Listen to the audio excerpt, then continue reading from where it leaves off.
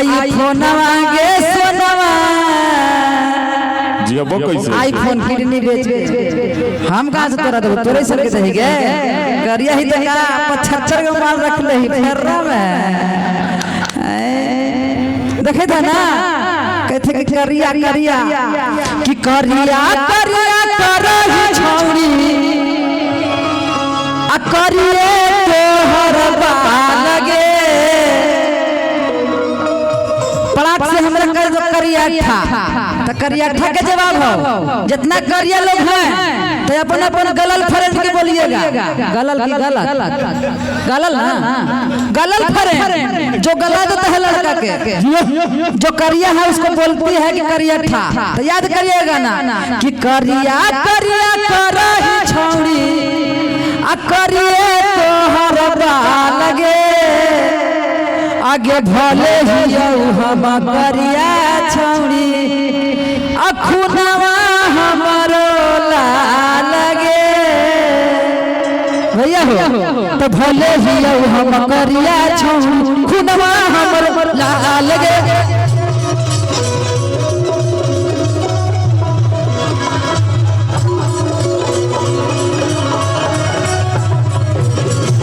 करिया करिया करही छौरी करिए तोहर बालगे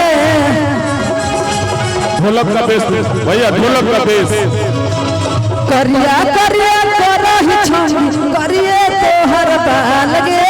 भैया हो अब भले ही हम करिया छौरी भले ही हम करिया छौरी खुनवा हमरो बालगे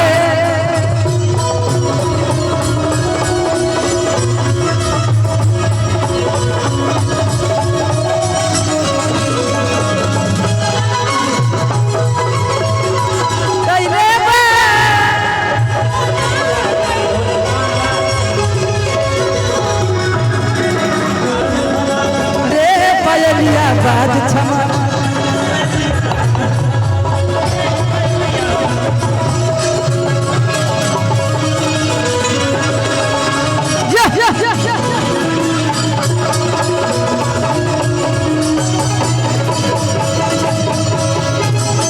रोका भैया रोका सब लतार मारे थे बड़ी बदमाशी हम सब लतार मार ले हम मारे लगबो ना मुर्गी मरवावे लगबो ना तो कोई ना टिकबा मार लेबा मुर्गी मुखिया जी बैगन बोला बता कि आई हो दादा मुखिया बैगन में बोलावता कि कुर्सी पर बैठ के अगुणवा डलवता आई हो दादा मुखिया बैगन में बोलावता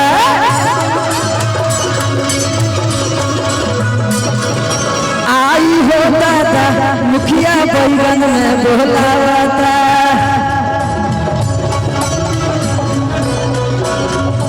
कबो कोना सौआ बोला मोरी देखावता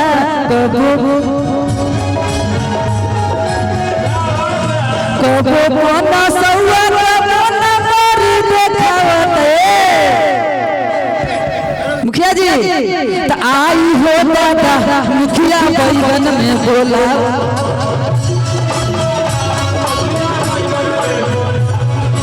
आई हो दादा मुखिया बैगन में बोलावता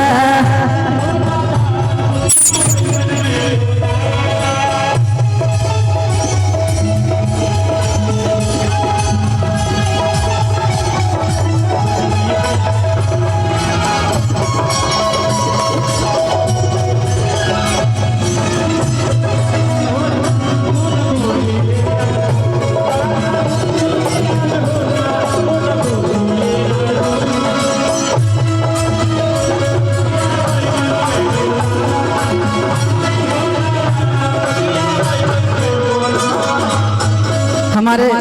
शेर बिहार गणेश जी की तरफ से बहुत बहुत पुरस्कार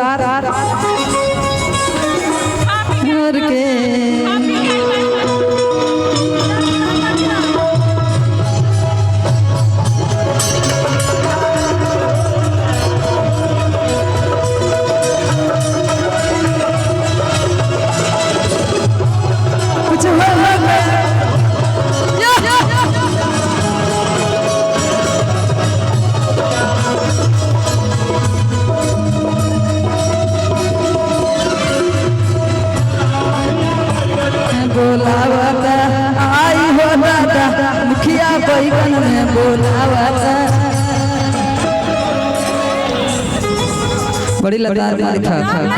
प्यार हो गया काम रहा तोरा प्यार हो गया तो बोला कल चला पटना तोरा एल्बम में शूटिंग करा दे आगे पता रे कि ऐठे थे मुखिया जी जाना है का कहा थे कि 10,000 20 हजार दे बहुके आगे 10,000 20 हजार दे बहुके मुखिया जी के लिए अब पार्ले जी खिला के मजा मार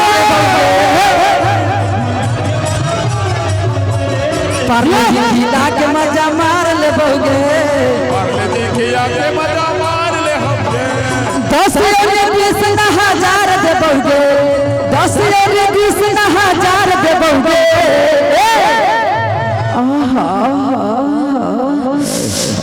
मर भइए ना तोरा का होलो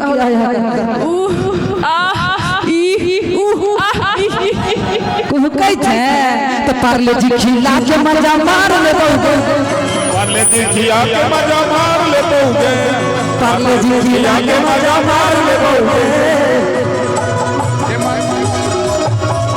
तुम तो धोखेबाज हो वादा करके भूल जाते हो तुम धोखेबाज हो वादा करके भूल जाते हो रोज रोज तुम जो सनम ऐसा करोगे मैं जरूर उठ जाऊंगी तू आह भरोगे अरे तुम भी बड़ी चालाक हो मुस्कुरा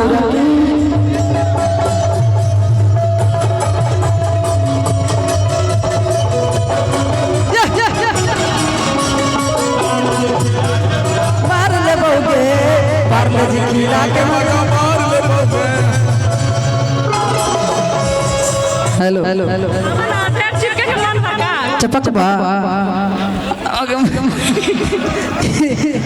देखा बाबा ये हमारा स्टेज पर पटकी था तू अरे हमारे बहुत प्यारे कलाकार है कहीं टूट गया कोई चीज तो हम कहाँ कल से फरार होती तो टीम से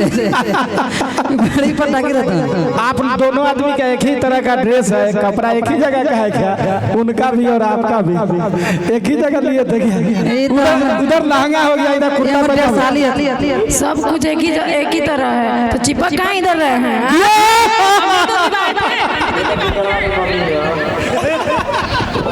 हेलो हेलो हेलो हेलो भैया फरमाइश करके गए हैं गाना नहीं गाएंगे तो